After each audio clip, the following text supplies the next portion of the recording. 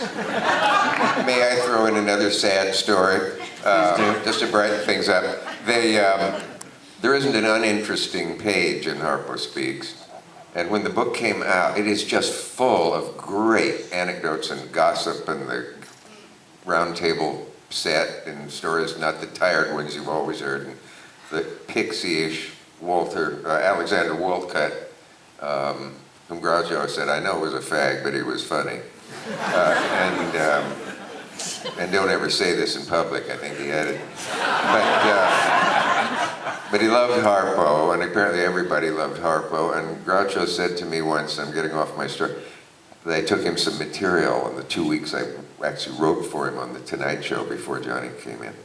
And he said, you know, Harpo inherited all my mother's good qualities. And children entering a room full of people and dogs would go to Harpo immediately. I heard that. But I'm working for Jack, and an invitation with a Hirschfeld caricature of Harpo came in the mail. And it was my first week with Jack Parr, and it said at 3 o'clock you can meet Harpo at the Algonquin for a book party for Harpo Speaks. And I didn't dare go because Jack was such a neurotic mess and a genius television performer, let me add. But I was scared to leave and have Jack call and say, the new kid, we just hired him and now he's out meeting famous people better than me. So I never, ever, ever met Harpo.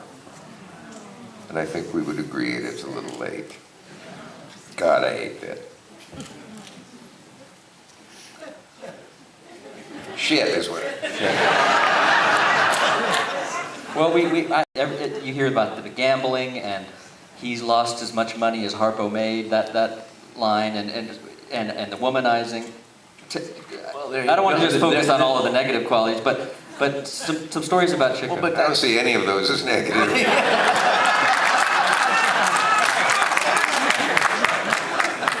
Just very simply, because I'm going to include Gummo. Very simply, Chico owed an awful lot of money. As a matter of fact, by the time he died, he owed the federal government in excess of $165,000 in back taxes. That was a lot of money in those days. That's right, and somebody said to me, that's a perfect time to die. But he was a womanizer, and he was a gambler and veteran. I mean, he had the bug, just like Zeppo. And one time the FBI or the IRS was coming in, and they called Gummo. And they said, Gummo, we're trying to find your brother. We can't find him. We don't know how to contact him. And Gummo says, well, you don't know where to look. There's only two places he'll be. He's either on a horse or a woman.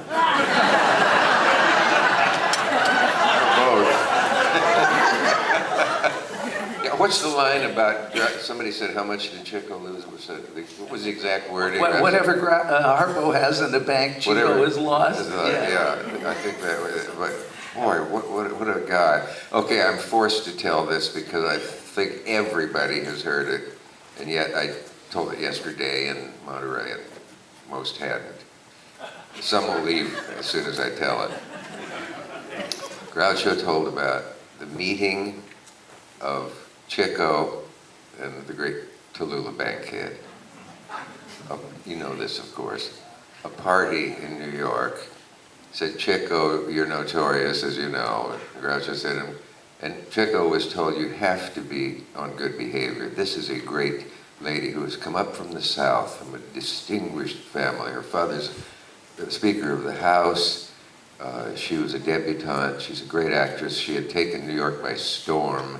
One of the great beauties of our time. And he said, and Chico said, well, you know, I'm not always a bore and a jackass. I'd be glad to meet her. They were brought together at the party. Miss Bankhead, I want you to meet my brother Chico. How do you do, Mr. Marx?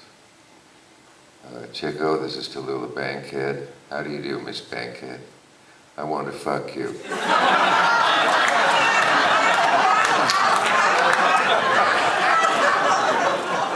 And to her eternal credit, Tallulah said, And so you shall, you old-fashioned boy. Everybody get the full punchline?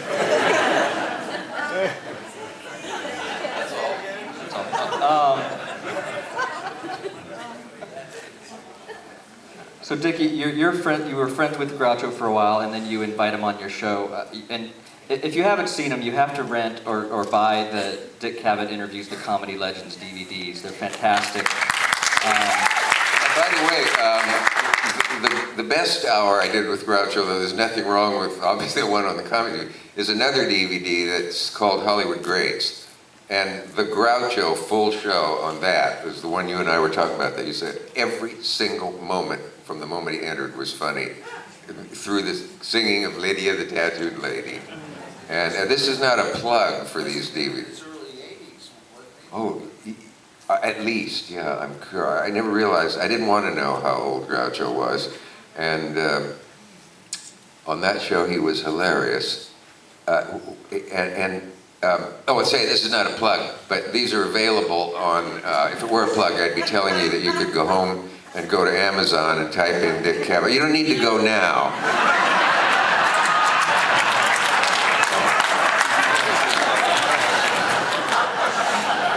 It's okay, we can take it. Yeah, boy, I sold it, didn't I?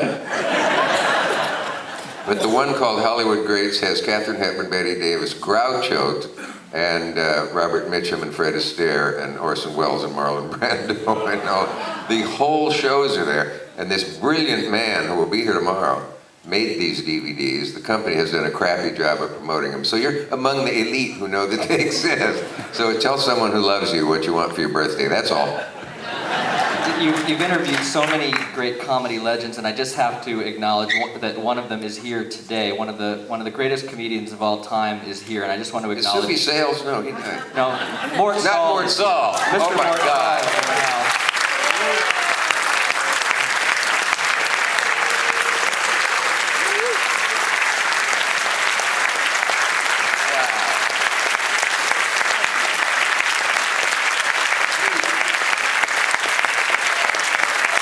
Stand up so they can see you in the light.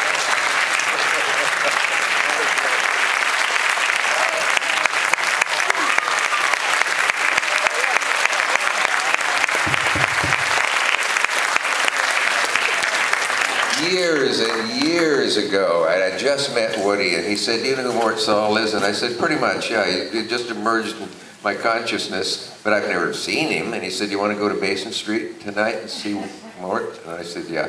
I said, "Oh, are you keen on him?" And he said, "He is my God."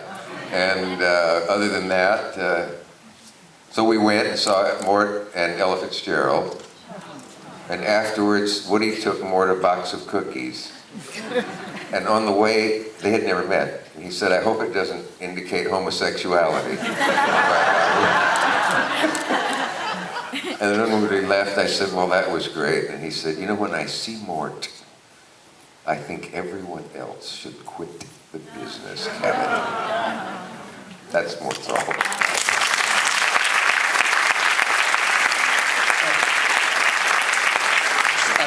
Some of the interviews with Groucho, it's not just you and Groucho on stage, and I'm wondering if there's one where you have a zookeeper with live animals, and there's one where you have Truman Capote and Groucho together. And I'm wondering, is that just scheduling coincidence, or did you say, "I really want to get these guys together"? This was called Asking for Trouble. It was like the show where they booked Lester Maddox and James Brown and Truman Capote. And poor Lester, before he walked off, when I didn't apologize to the people of Georgia, on that show, Lester looked at James Brown and said, "Of course I'm talking about Jim Brown, the football player, right?" And Lester looks and says, "I thought you was a singer." And he looked down at little Lester, as they say, like a duchess looks at a bed bug. And I thought he might crumple him up. But yeah, the Groucho was great at interplaying with whoever was on the show. He proposed marriage to Truman Capote.